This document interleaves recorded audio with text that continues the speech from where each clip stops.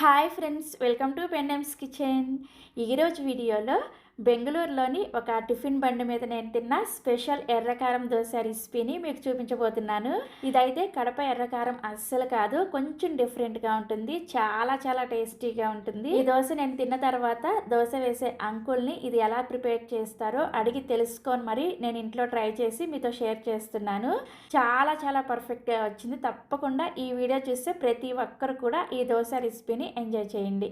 So ఇక ఏ మాత్రం ఆలస్యం చేయకుండా ఈ స్పెషల్ ఎర్రకారం దోశని ఎలా ప్రిపేర్ చేసుకోవచ్చో వీడియోలోకి వెళ్ళి చూసేయండి. ఫస్ట్ మనం దోశల పిండిని ప్రిపేర్ చేసుకోవడం కోసం కొన్ని పప్పులు నానబెట్టుకోవాలి. అదేవిధంగా పిండి పులిసిన తర్వాత ఒక స్పెషల్ ఇంగ్రీడియంట్ వేసుకోవాలన్నమాట దోశ క్రిస్పీగా రావడం కోసం. సో ఫస్ట్ మనం పప్పులు నానబెట్టేసుకుందాము. ఈ దోశల పిండి కోసం ఒక బౌల్ తీసుకొని ఇందులోకి 2 కప్పుల దోశల బియ్యాన్ని వేసుకోండి. ఇక్కడ మాకు బెంగళూరులో అయితే ఇలా దోశల బియ్యం అని సపరేట్గా అమ్ముతారనమాట. మీకు ఒకవేళ దోశల బియ్యం దొరకకపోతే ఈ ప్లేస్లో రేషన్ బియ్యాన్ని కూడా వేసుకోవచ్చు. తర్వాత ఇందులోకి 2 కప్పుల బాయిల్డ్ రైస్ని వేసుకోండి. ఇలా బాయిల్డ్ రైస్ వేసుకోవడం వల్ల దోశ మనకి మంచి రంగులో వస్తుంది అనమాట. చూసారా, దోశల బియ్యం అయితే ఇలా తెల్లగా ఉంటాయి. అదే బాయిల్డ్ రైస్ అంటే ఇలా కొంచెం లైట్గా ఎల్లో కలర్లో ఉంటాయి అనమాట. మీకు ఆన్లైన్లో కానీ సూపర్ మార్కెట్లో కానీ మీరు బాయిల్డ్ రైస్ అని అడిగితే ఇస్తారనమాట. నెక్స్ట్ ఇందులోకి 1 టీ స్పూన్ దాకా మెంతుల్ని, 1 కప్పు మినపగుళ్ళని, 2 టేబుల్ స్పూన్ల పచ్చిశనగపప్పును కూడా వేసేసుకొని వీటన్నింటిని కూడా శుభ్రంగా కడిగేసి ఒక 4-5 గంటల సేపు నానపెట్టుకోండి. అంతకన్నా ఎక్కువసేపు నానపెట్టాల్సిన అవసరం ఏమీ లేదు. ఒక 5 గంటలు అయితే సరిపోతుంది. తర్వాత ఇంకొక చిన్న గిన్నెని తీసుకొని ఇందులోకి మీరు ఏ కప్పుతో అయితే బియ్యాన్ని కొలుచుకొని తీసుకున్నారో అదే కప్పుతోటి 1/2 కప్పు లావుగా ఉండే అటుకుల్ని వేసుకోండి. ఈ అటుకుల్ని కూడా శుభ్రంగా కడిగేసి ఆ నీళ్ళన్నీ కూడా తీసేసి ఇందులో మాత్రం మీరు తాగే మంచినీళ్ళు పోసుకొని ఒక 4 గంటల సేపు నానపెట్టుకోండి. ఎందుకంటే అటుకులు నానే కొద్దీ నీళ్ళని పీల్చుకుంటూ ఉంటాయి కదా.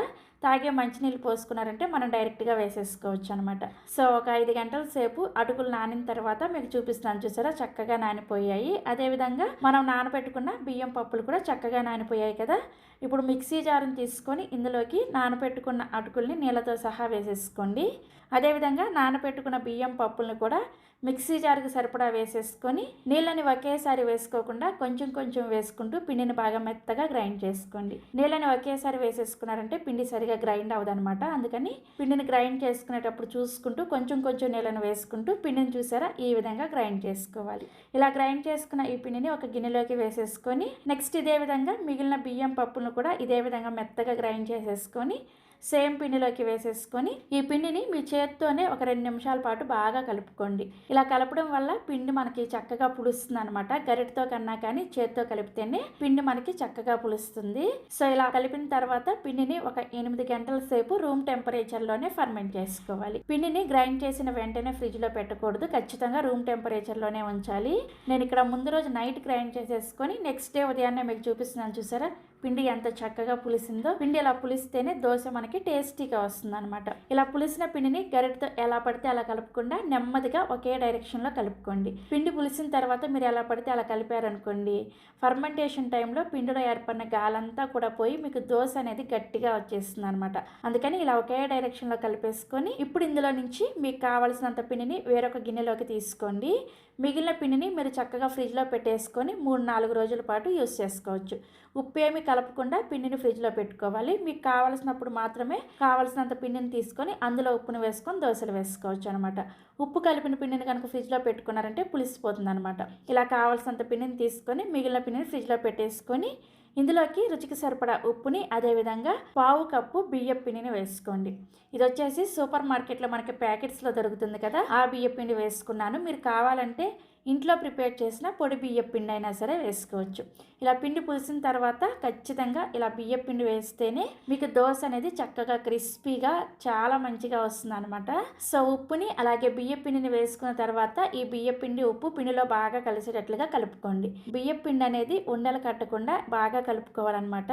పిండి కలిపిన తర్వాత అవసరమైతే కొద్దిగా నీళ్ళను కూడా వేసేసుకొని పిండిని చూసారా ఇక్కడ నేను మీకు వీడియోలో చూపిస్తున్నాను చూడండి, ఈ కన్సిస్టెన్సీలో రెడీ చేసుకోవాలి. పిండిని మరీ పల్చగా గట్టిగా ప్రిపేర్ చేసుకోకుండా ఈ విధంగా రెడీ చేసేసుకొని పక్కన పెట్టేసుకోండి. నెక్స్ట్ ఇప్పుడు ఈ రెడ్ చట్నీని ఎలా ప్రిపేర్ చేసుకోవాలో చూపిస్తాను. రెడ్ చట్నీని ప్రిపేర్ చేసుకోవడం కోసం మిక్సీ జార్లోకి ఒక 8 నుంచి 10 వరకు ఎండుమిర్చిని వేసుకోండి. తర్వాత ఇందులోకి 10 నుంచి 15 వరకు వెల్లుల్లి రెబ్బలు, 2 మీడియం సైజులో ఉండే ఉల్లిపాయలని ఇలా పెద్ద ముక్కలుగా కట్ చేసుకొని వేసుకోండి. అదేవిధంగా చాలా అంటే చాలా కొద్దిగా చింతపండుని కూడా వేసుకోండి. చింతపండుని మరీ ఎక్కువగా వేసుకోకూడదు. నెక్స్ట్ ఇందులోనే 1/2 టీ స్పూన్ దాకా జీలకర్ర, రుచికి సరిపడా ఉప్పుని, 2 టేబుల్ స్పూన్ల దాకా నీళ్ళని వేసుకొని ఈ ఎర్ర చట్నీని బాగా మెత్తగా గ్రైండ్ చేసుకోవాలి. నీళ్ళని మరీ ఎక్కువగా వేసేసుకోవద్దు, ఎర్ర చట్నీ మరీ పల్చగా అయిపోతుంది అనమాట. జస్ట్ ఒక 2 టేబుల్ స్పూన్లు వేసుకొని చూసారా ఇలా బాగా మెత్తగా గ్రైండ్ చేసేసుకొని ఒక గిన్నెలోకి తీసేసుకోండి. ఇలా గిన్నెలోకి వేసుకున్న తర్వాత ఇందులోకి 1 టీ స్పూన్ దాకా నూనెను కూడా వేసుకొని ఈ ఎర్ర చట్నీని కలుపుకోవాలి. ఇలా కలిపేసుకొని రెడీగా పక్కన పెట్టేసుకోండి. నెక్స్ట్ ఇప్పుడు దోశ వేసుకోవడం కోసం దోశల పెనాన్ని హై ఫ్లేమ్లో బాగా వేడి చేసుకోండి. దోశల పెనం వేడైన తర్వాత మంటను మీడియం ఫ్లేమ్లోకి పెట్టుకొని ఇలా కొద్దిగా నీళ్ళని చిలకరించుకొని టిష్యూ పేపర్తో కానీ కాటన్ క్లాత్తో కానీ ప్యాన్ శుభ్రంగా క్లీన్ చేసేసి తర్వాత మంటని లో ఫ్లేమ్లోకి పెట్టుకొని మాత్రమే దోశని ఈ విధంగా పల్చగా స్ప్రెడ్ చేసుకోండి. మీరు దోశని స్ప్రెడ్ చేసుకునేటప్పుడు మంటను మీడియంలో కానీ హైలో కానీ పెట్టేసుకున్నారంటే దోశ తిప్పేటప్పుడు మనకి గరిటకి పిండి అనేది అతుక్కుంటూ వస్తుంది అనమాట. అందుకని మంటని లో ఫ్లేమ్లో పెట్టి మాత్రమే దోశను వేసుకోవాలి. అప్పుడు మీకు దోశ ఎంత పలుచగా కావాలంటే అంత పలుచగా స్ప్రెడ్ అవుతుంది అనమాట. దోశ వేసిన వెంటనే మంటను మీడియం ఫ్లేమ్లోకి పెట్టేసుకోండి. మంటను మీడియం ఫ్లేమ్లోకి పెట్టుకొని దోశ పైన పిండి తడంతా కూడా ఆరిపోయేంత వరకు మీడియం ఫ్లేమ్లోనే దోశను కాల్చుకోండి. పిండి తడంతా కూడా ఆరిపోయిన తర్వాత మనం ప్రిపేర్ చేసిన ఈ ఎర్రకారాన్ని ఈ విధంగా దోశ పైన వేసుకొని దీని మీద 1 టీ స్పూన్ దాకా నూనెను కానీ లేదంటే నెయ్యిని కానీ వేసేసుకొని ఈ ఎర్రకారాన్ని దోశ అంతా కూడా ఇలా ఈవెన్గా స్ప్రెడ్ చేసుకోండి. ఇలా స్ప్రెడ్ చేసిన తర్వాత దోశల పైన అటు ఇటు తిప్పుకుంటూ ఈ దోశని ఒకవైపు మాత్రమే చక్కగా ఎర్రగా కాలేంత వరకు కాల్చుకోవాలి. దోశని రెండో వైపుకి తిప్పకూడదు అనమాట. ఇలా చక్కగా ఎర్రగా కాలిన తర్వాత ఈ విధంగా ఫోల్డ్ చేసేసుకోండి. దోశ చూసారా మంచి కలర్లో క్రిస్పీగా ఎంత చక్కగా వచ్చిందో. ఇదే విధంగా మిగిలిన పిండితో దోశలు వేసుకోండి. అయితే ప్రతిసారి కూడా మీరు దోశ వేసుకునే ముందు దోశల పెనం మీద ఈ విధంగా నీళ్ళని చిలకరించి క్లీన్ చేసిన తర్వాత మాత్రమే దోశ వేసుకోండి. అప్పుడే మీకు దోశలు అన్నీ కూడా పర్ఫెక్ట్గా వస్తాయి అన్నమాట. ఇలా చక్కగా మీకు కావాల్సిన దోశలు వేసేసుకొని పల్లీ చట్నీతో అదేవిధంగా అల్లం చట్నీతో సర్వ్ చేసుకోండి. ఈ 2 చట్నీ రెసిపీస్ని ఆల్రెడీ మన ఛానల్లో నేను పోస్ట్ చేశాను. మీలో ఎవరికైనా లింక్స్ కావాలి అంటే ఈ వీడియో కింద డిస్క్రిప్షన్లో ఇస్తాను, ఒకసారి చెక్ చేయండి. సో తప్పకుండా ఈ దోశ రెసిపీని మీరు కూడా ట్రై చేస్తారు కదా. ట్రై చేసి టేస్ట్ చేసిన తర్వాత మీ ఫీడ్బ్యాక్ని నాతో షేర్ చేసుకోవడం అస్సలు మర్చిపోకండి. అలాగే మరిన్ని ఎమ్మీ అండ్ టేస్టీ ముఖ్యంగా హోటల్ సీక్రెట్ బ్రేక్ఫాస్ట్ రెసిపీస్ కోసం మాత్రం పెండెమ్స్ కిచెన్ని సబ్స్క్రైబ్ చేసేసుకోండి. Thank you.